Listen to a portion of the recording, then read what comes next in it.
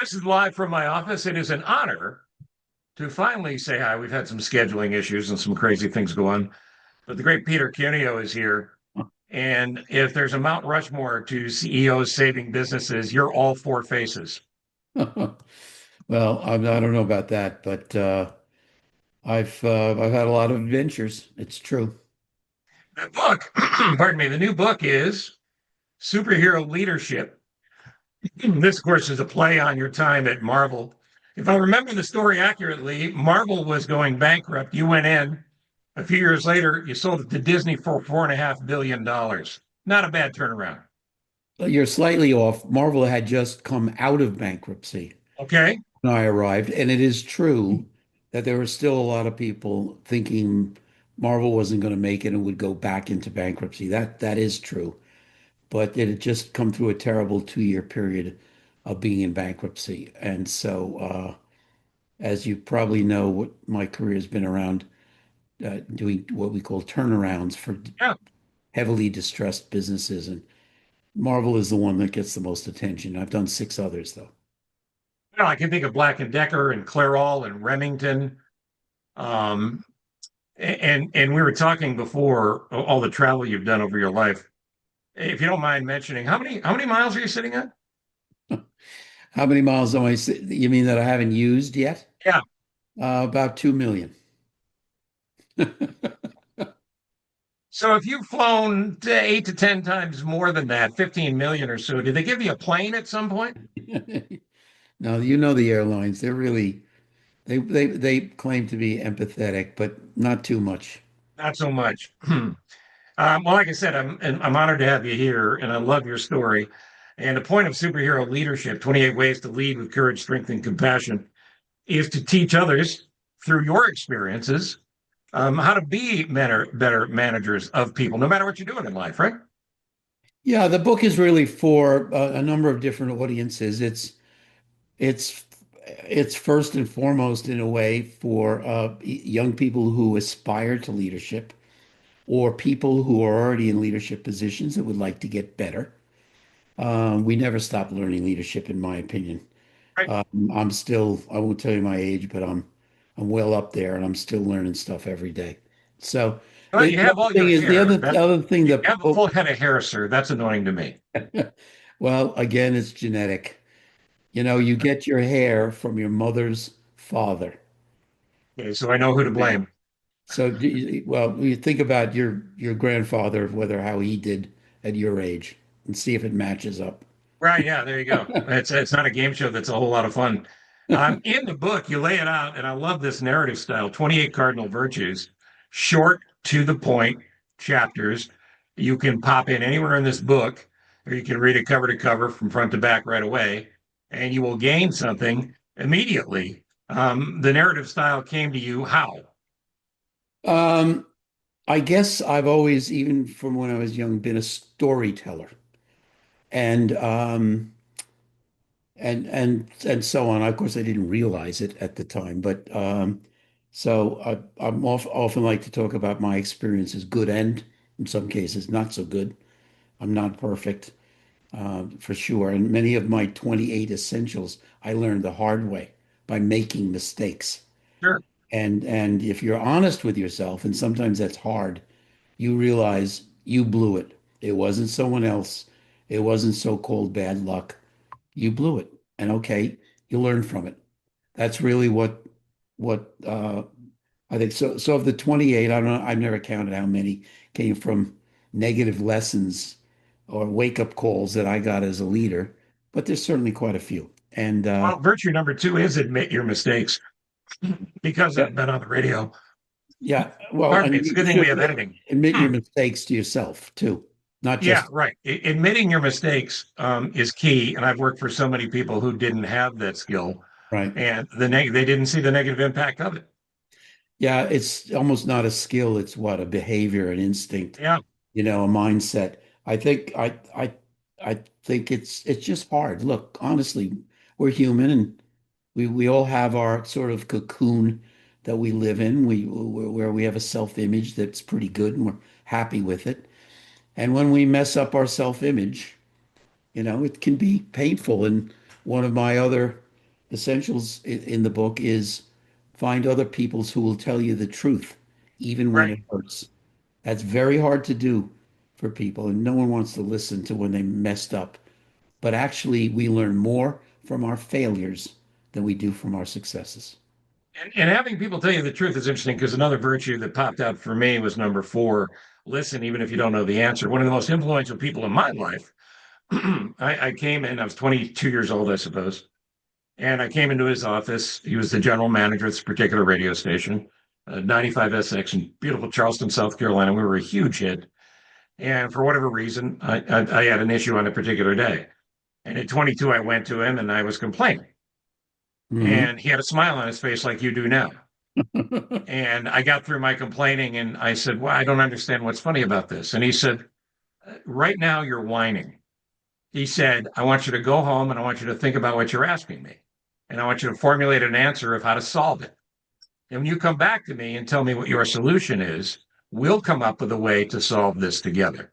And it's one of the great lessons of my life. Yes, Don't go to somebody else and just bitch. Go to somebody else with an idea about how to fix what you're asking for. absolutely. You're wasting time just bitching. You've got to fix the problem because there must be a problem. And so, I another one of my essentials is has to do with problems is, you know, I I basically welcome problems. What I really keeps me up at night is the problems that I don't know about. And I know they probably exist because they always do. So I've always felt that I could solve, or with the help of other people, a team of good people, I could solve just about any problem if I Sure. knew about it. And often when I went to these companies at first, I would say to the organization, bring me your problems. And of course, you know, a lot of them didn't believe me, naturally, and that's fair, but bring me your problems. If you want to get in trouble with me, don't bring me your problems. Right. Yeah. So And I think that's key too, because the employee responsibility piece of that, the managerial folks under you, their responsibility is to be honest about what they're dealing with, not to let it build up and then come to you with a true crisis. I agree completely. And so it's you know, and unfortunately, if you have people that just can't abide by that, then you have to make some changes. But look, it's not easy. Success is never easy, particularly in what I do, which is, turnaround situations like a Marvel. Marvel had came out of bankruptcy, but it had lost a lot of the top talent during the 2 years of bankruptcy because, frankly, top talent could get good jobs someplace else. So one of our problems, we had many, was getting some of that talent, particularly in comic books, to come back. In comic books are about the hardest thing, honestly, to write, period. Harder than a novel, harder than the script for a film, because you Interesting. have to balance what the characters are saying and what you're looking at, on the page. And you usually have, not always the case, but often somebody's doing the illustrating is different from who's doing the writing. The third part about a comic book that's very interesting is the cover page. The cover of a comic book can make or break the comic book. And there That's are your lead. That's the thing that people are going to see and it could trigger to buy. and right, and there are people, very talented people in comics, artists that do nothing but covers, and they are paid a lot of money to do that. Right, because they're the kind of the quarterback, I suppose, at least of the creative process, or maybe the star wideout. At any rate, when you were at Marvel, a great story that popped out. A lot of people didn't have faith in Robert Downey Jr. as Iron Man, did they? Well, this comes from the fact that I'm a big proponent of all my turnarounds that I went into. The culture, the value system of the organization was broken. I sometimes say bankrupt, and you had to, change, evolve the culture, which again is not easy. And just because you tell people our new culture is XYZ, they're not going to believe you until you, as the leader, demonstrate that you weren't kidding by your actions. Sure. And the it wasn't just me. I had a great board at Marvel and some great executives as well. But the culture for Marvel was clearly going to be, we are going to change the rules of the game. We're not going to publish comics the way others do. We're not going to make movies the way others do.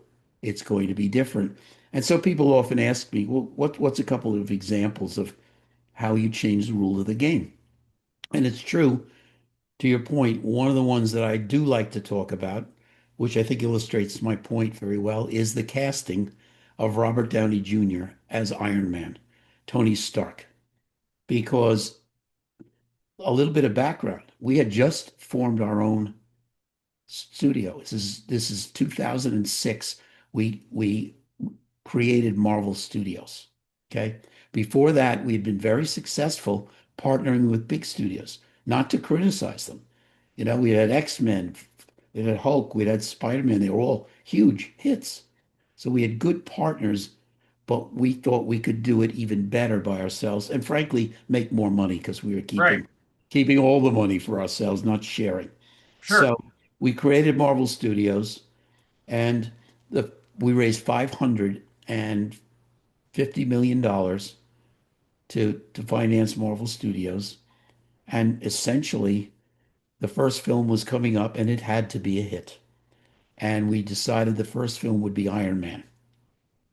And so we were having a board meeting in New York, and the people running Marvel Studios, they were based in California naturally, came into New York for the board meeting. And on the agenda was, okay, what are we going to do for Iron Man? And they started with, well, we want to cast the best male actor in Hollywood. And of course, the board, and at this point, I'm no longer CEO, I'm vice chairman of the board. Okay. Okay. And our board was maybe, I want to say 9 people at the time. And we're all, wow, okay, who? And they go, Robert Downey Jr. And all of us are like, what? What are you talking about? Because he had his mugshot had been on every conceivable media Yeah, there outlet was no secret to the around the personal problems world, he had at that yeah, point. a couple of months before. And yeah, he had a lot of personal problems. And so we were obviously initially no. And so to credit the people running Marvel Studios, they said, we knew you'd feel this way. So we asked Robert to screen test. And they showed us Robert's screen test. So the screen test was the opening, I want to say, 8 or 10 minutes of the Iron Man movie. And Significant. he's in you. I don't know if you ever saw it, but he's in Sure. Mm. Afghanistan. Okay, he's in a Humvee, and he's quipping with the woman army driver. Being Tony Stark. He's got a drink. He's got a Sure. cigarette. Okay, and they get hit, and leads to him getting a new heart. But basically, he's on script for the first 4 minutes, and then frankly, Robert's greatest talent, he goes off. He Right. goes off. Just forget the script. He's doing the part, and he became Tony Stark. I still believe he is Tony Stark. Right. You Right. know, Right. And he we need him now became, more than ever. and so the lights come up, and the entire board is, including me, are going, do it. Now, no one would touch him back there at that point. He was toxic, okay? And no one knew for sure what they were going to get. Everyone would have agreed he was one of the great male actors in Hollywood, maybe the Sure. best, but certainly one of the absolute top 2 or 3. So we knew what would happen, and the rest is history. It worked out super well. Robert is still playing Tony Stark, Iron Man, although he got killed in the last movie. But if any of the fans are worried about Marvel, he'll be back. Don't worry. Do you Marvel makes too have much. any relationship with him at this point? Because I would think that would be a pretty significant memory milestone for him. Yeah, I've never talked to him about it. It is interesting. And by the way, but talking about good actor, who just got the Academy Award for Best Supporting Actor? Robert Downey Jr. Yeah. And it's So not like the talent's gone. no, no, no, no. The talent never went. It was always there. So, and I have heard, I don't know, that his wife was super important and supportive of him, coming back. And His wife, I don't know him well. I've crossed paths with him many times. Incredibly nice man. Undeniably one of the greats of all time. Someone who you really feel was born to act. yeah, But he will credit his wife every minute of every day to yeah. that she saved his life. Well, I've heard that not only heard that he said that, but I've actually heard it from other people who do know her fairly well.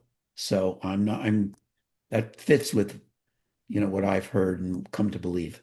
A great woman can change everyone's life, as you well know. Absolutely. I've got one. Yes, I know that as well. Let me shift gears in a different direction here with all the travel that we talked about that you do in the new world we live in, where everybody wants to live on a Zoom call. I'd much rather be sitting in one of those comfortable chairs behind you and talking to you face to face. And I know that you are a guy who will fly to London or fly to LA, so you can have that face to face experience, whether it's meetings or a podcast or whatever. Do you think this generation understands it? And what are they missing if they don't? No, no, they don't understand it for sure. One of my themes on, I have two podcasts. Season three will be starting in a month or so. I've got, the book. I've got other things I'm doing, but I'm talking a lot about young people not learning leadership, and there are many reasons. But this, to me, the single biggest one is they don't live in the real world, and the real world, to me, is getting face-to-face experiences dealing with, communicating with a diversity of other human beings in a diversity of situations, personal, professional, academic, whatever it takes. Completely. Yeah, and that's the only way you really, in the end, learn the instincts of leadership. You learn how to deal with other people different from you, but influence them positively. Get them to come to your point of view if that's what you're trying to do. And of course, that's what a leader does by definition, all the time, all day. And the kids just have no clue. We have lots of other problems besides the lack of face-to-face. Technology, your cell phone, of course, is the enemy of leadership, obviously. You've got overparenting. I could go on and on. Our, Yeah, no, listen, you're just checking my boxes. yeah, I'm with you our every culture, single one of them. And our, I'll say this, as this work from home thing got legs during COVID, and everyone wanted to continue it after. I said many times on the air, I said, if you are a kid and you're out of school, go to work. You are going to have such a leg up on everybody who wants to stay home and doesn't want to interact. Go to work, learn from the people who are at work, and your career will advance exponentially more quickly. Sometimes wondered if I sounded like an old man on a porch waiting for my lemonade to be brought to me. But the system worked. The system wasn't broken. And I don't think you could advance a company, and I don't think you could advance as a human being, which is what your book, Superhero Leadership, is about. I don't think you can do it without that face-to-face experience. so it's very interesting. I didn't really, I, when I've been doing these speeches for over 20 years now on leadership and talking about the 28 essentials and so on and so forth. And when I decided to start giving speeches around the world, this is over 20 years ago now. First one was when I was CEO of Marvel. I was really concerned, well, what am I actually going to say about Marvel? Because and I decided I would just go through my entire life from when I was very young and try to think about when did I learn about leadership and how. And I tell the story that I got on a plane, 11-hour nonstop plane to China. And in nine hours, I was in a trance and I came up with these 28 essentials. This is over 20 years ago. Now, the essentials have changed slightly, obviously, in 20 years. A couple I eliminated, some I've added, of course. But basically, I started when I was 8 years old and went through my whole life and suddenly realized that the experiences I'd had were teaching me leadership, even if I didn't even know what leadership meant. Sure. The just real fast. When I was 8 years old, I was living in New York City in the borough of Queens. My father was a lieutenant in New York City Fire Department, but he was also a naval officer in the reserves. He had been in the South Pacific in World War II and so on. And he was called up to go in active duty in the Korean War. Okay. And so we went from as a family, we went from New York City to Pensacola, Florida, and then we went to Bremerton, Washington, which is across the bay Wow. from Seattle, Corner to corner. mothball fleet taking a carrier out of mothballs. Then we went to San Diego, of course, maybe the biggest Navy town in the country. And then we went to Philadelphia because he did some work even after the war was over in the Philadelphia Naval Shipyard. And then back to New York City. So in 2 years, I did fourth and fifth grades elsewhere. I lived in by coincidence, think about it, it's the four corners of the United States. 100%. I never thought about this till 20 years ago. And, and, and basically, I had to make new friends, and adapt in every location, but it was not a problem. It was, and I actually enjoyed the travel. We drove across the United States several times, and I enjoyed, you know, just new experiences. And I You could see, survived, you thrived, and you learned from each experience. and even though I was young, I could see even in the United States there were regional differences in thinking. Right. And again, did I think about it consciously? No, of course not. But that's how it all started for me. Well, it's They, interesting too because respect for your father. My father was a World War II vet as well, and the dysfunctional family upbringing. That nonetheless, the great pieces of respect I held for him were his patriotism, his service to his country, his work ethic, and even though he didn't sit me down by watching, he taught me how to be a man and what I feel are still the responsibilities of being a man today. And what I hear you saying is, in watching your dad go through this stuff in his career and how he took it on, you'll learn by watching.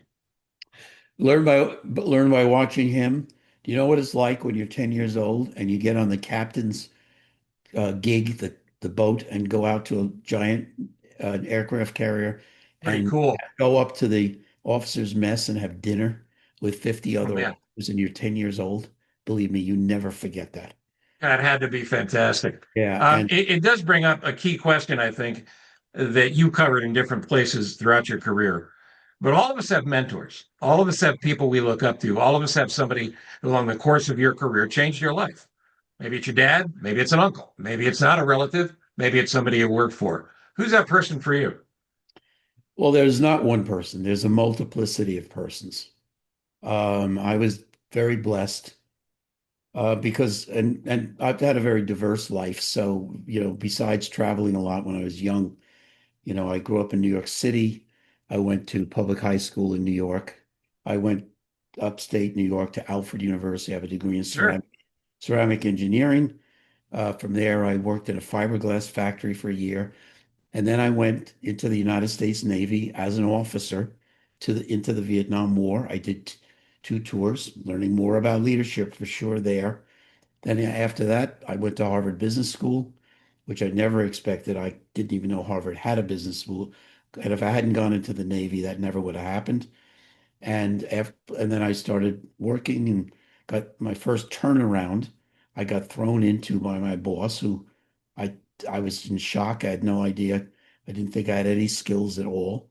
That's one of the many examples where my boss saw something more in me than I saw in myself. And then you have an opportunity to rise to the occasion or not, and clearly you did. Yes, although I often share with the first 6 months on that first assignment, I was depressed. I mean, I wasn't going to shoot myself or anything, but I didn't feel I had, any real skills. And then we started to get results. And when I really thought about my role in it, I realized it was a leadership issue. Was there somebody before that, even as a kid? Was there a teacher or someone in your school, schools, and you obviously went to a lot of different schools, but there's somebody who saw something special in you to encourage you? Yeah, there were quite a few. I actually was a person though that was always told, for example, in high school, I wasn't living up to my potential. So I'm a person, and I always have to fight this. I have many flaws, but one of them is if I'm interested in something, I'm I'm all in. I mean, I'm an encyclopedia. I'm A plus if it's school. I'm whatever. If I'm not interested, I'm basically a zero. And you can't go through life, frankly, that way. So in high school, for example, I took chemistry as a sophomore. I got 100. I was told I was the only sophomore in the history of the school, which had been around 100 years. It's New York City Public High School, 4,000 Wow. students. I was told I was the only one who ever got 100. But at the same time, I was getting 65 in Spanish. And because unfortunately, I should have been more interested looking back than I was. But language wasn't something I was interested in at the time. So you had this dichotomy, and my advisors were tearing their hair out with me. And this happened on a lot of grades. That's just one example. So I had to learn, even though I wasn't interested, I had to do my thing, you know, and what have you. And what happened on the first turnaround is we had a great success. So the company said, Peter, we have another one for you. It's a bigger one. And by then I had gotten addicted to I bet. the excitement, if you will. Told me crazy because most people would never take these jobs I took because I'm not totally rational. There's a lot of risk, okay, and a lot of Of course stress, there is. okay. But I was now addicted to the natural high I would get from success, working with a team of people and a diverse team, and being successful. I didn't need drugs. I just needed these You challenges. needed to go to work. That's right. That's right. When you look back at all of your success, and all of it were earned, and all the great people you worked with, and the people that worked for you, I always think part of growth as a manager too is when you look back and go, if I could do one thing better, I wish I'd done this. Is there any of that for you? You're not going to believe this, but let me put it this way. I have no major regrets in my life. I God have bless you. I have plenty of minor regrets, of course. And by the way, yeah, I certainly made some whopper of mistakes in my life as well. So I guess you could look at some of those and I could tell you that I wished that had done something different. But I recognize that in certain cases, my strengths were my weaknesses. I just had to find the right situation for me to be in to thrive. And that was degree a lot of uncertainty, a lot of, jump at the problems, fix it. I'm a fixer by nature. I love fixing. Sure. And I had to find the particular situations where I could really shine, and I did. Some of them I was thrown into. Another quick story that might relate here is how I got into Harvard Business School. So I was in the Navy for 3.5 years. I was on a guided missile destroyer.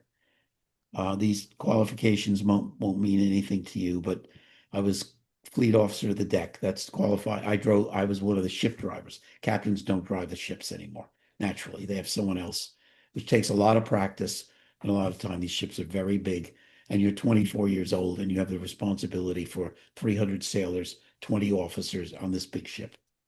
So I was comm officer, communications officer. I was damage control officer at a different time. Uh, I was a air qualified air intercept controller. I could control our jets when they went against the MiGs over North Vietnam if they needed me to. It wasn't a primary duty, but I loved the Navy. It was everything that that talk about being in your surroundings where you're going to shine because you love it. I loved it. And at the end of my time, it was about 3.5 years, I was going to get out. I was a reserve officer. I was not a regular commission, someone who went to Annapolis. And the captain of my ship said to me, so I got great news for you, Cuneo. The Navy wants to give you a regular commission and stay in and make it a career. And I was thrilled. I had just gotten married about 6, 7 months before. And I went back at the particular time my ship was home ported in Pearl Harbor. This was between tours. I mean, excuse me, after tours. We were in dry dock for a couple of months actually Right, right, right. for repairs. And I said, honey, great news. We're going to stay in the Navy. And she looked me square in the face and she said immediately, you stay in, we're divorced. Because she had been talking to a lot of the other wives of the in that case it was only men on ships. And the wives of a lot of the wives had said, if your husband stays in, he will go to sea 6 months a year and you'll raise the kids alone. And she was not going to go for that. And I loved her. I love the Navy, but I loved her even more. And guess what? It's 55 years later. I still love her just as much. It kind of worked out, didn't it? Yeah. So I went back to the captain and he said, okay, what are you going to do? And I hadn't really thought about it. And he said, you should go to Harvard Business School. And I thought, this is another example of someone seeing something in me I didn't see in myself. Right. And I said, honestly, I'm not an Ivy League type. I'm from a middle class in Queens, you know. I'm not a genius. I'm not from a rich family, all these stereotypes I had about the Ivy Sure. League. And he said these words to me, you know, which I still think about almost every day, which was, Cuneo, you don't know how good you are. And I didn't take him seriously. I thought he was just being nice. I'm I'm going to shorten this. I could go on for another 10 minutes. But Okay. basically, because of his support, his pushing me, I applied, and it's a lot of ins and outs, very interesting, and I got in. And I was suffering from imposter syndrome when I showed up at registration.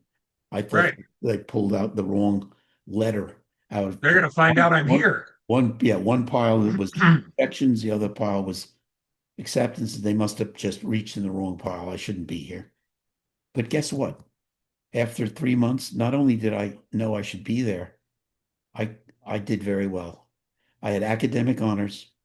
I was president of the International Business Club, and needless to say, it was a great experience for me and changed my You know, life. one of the things that jumps out in talking to you, and I think it's one of the things you hope people get from the book too.